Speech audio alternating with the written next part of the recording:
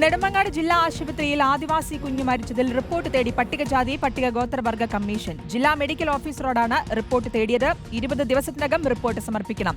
ആദിവാസി മഹാസഭ നൽകിയ പരാതിയിലാണ് കമ്മീഷന്റെ ഇടപെടൽ. അരുൺ സോളമൻ നൽകും വിവരങ്ങൾ. അരുൺ, 20 ദിവസത്തിനകം നൽകുന്ന റിപ്പോർട്ടിൽ എന്തൊക്കെ കാര്യങ്ങൾ വ്യക്തമാക്കേണ്ടതുണ്ട്?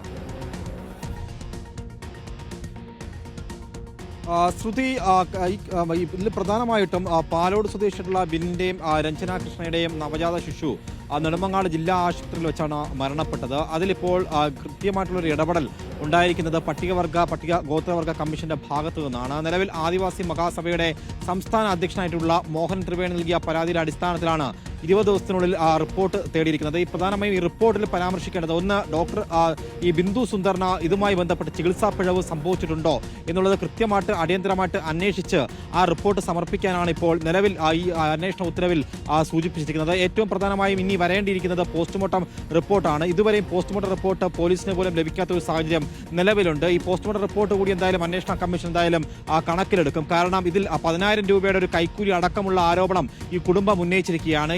ഈ ഗർഭകാല ചികിത്സയുമായി ബന്ധപ്പെട്ട് ഡോക്ടർ ബിന്ദു സുന്ദർ 10,000 രൂപ 2 തവണയായിട്ട് ഈ കുടുംബത്തിൽ നിന്നും കൈക്കൂലിയാക്കി ഈടാക്കി എന്നുള്ളതാണ് പ്രധാനപ്പെട്ട ഒരു ആരോപണം. അതിന്റെ അടക്കം ഈ പട്ടികവർഗ ഗോത്ര കമ്മീഷൻ എന്തായാലും അന്വേഷണം ഇപ്പോൾ ഏർപ്പെടുത്തിയിട്ടുണ്ട്. ഇതുമായി ബന്ധപ്പെട്ട് ആദിവാസി മഹാസഭയുടെ സംസ്ഥാന അധ്യക്ഷനിൽ നിന്നും വിവരങ്ങൾ തേടിയിരിക്കുകയാണ്. എന്തായാലും ജില്ലാ മെഡിക്കൽ ഓഫീസർ വരുന്ന മാർച്ച് മാസം 14-ാം തീയതിക്കുള്ളിൽ തന്നെ ഈ റിപ്പോർട്ടുമായി ബന്ധപ്പെട്ടുള്ള വിവരങ്ങൾ ഏതായാലും ഗോത്ര കമ്മീഷന് കൈമാറും. അതിന്റെ അടിസ്ഥാനത്തിലായിരിക്കും ഇതുമായി ബന്ധപ്പെട്ട് ഡോക്ടർക്കെതിരെയുള്ള കൂടുതൽ നടപടിയിലേക്ക് കടക്കണമോ എന്നുള്ള കാര്യത്തിൽ തീരുമാനമുണ്ടാകുക. നിലവിൽ ഡോക്ടർ ബിന്ദു സുന്ദറിനെ സസ്പെൻഡ് ചെയ്ത് വിവാദങ്ങൾ അവസാനിപ്പിച്ച ഒരു പശ്ചാത്തലമാണ് നിലവിലുള്ളത്. അതിലുപരിയായിട്ട് ആദിവാസി മഹാസഭ ഈ കുടുംബത്തിന് വേണ്ട ഒരു നഷ്ടപരിഹാരം കൂടി ആവശ്യപ്പെട്ടിട്ടുണ്ട്. എന്തായാലും റിപ്പോർട്ടിൽ ഈ ഡോക്ടറിന് ചികിത്സാ പിഴവ് സംഭവിച്ചിട്ടുണ്ടോ എന്നുള്ള വിലയിരുത്തലിലേക്ക് എത്തിയതിനു ശേഷം മാത്രമായിരിക്കും ചികിത്സാ പിഴവുമായി ബന്ധപ്പെട്ടുള്ള നഷ്ടപരിഹാര കാര്യങ്ങൾ അടക്കം ആരോഗ്യവകുപ്പും അതുപോലെ തന്നെ ഗോത്രവർഗ കമ്മീഷനും കടക്കുക. ശ്രുതി.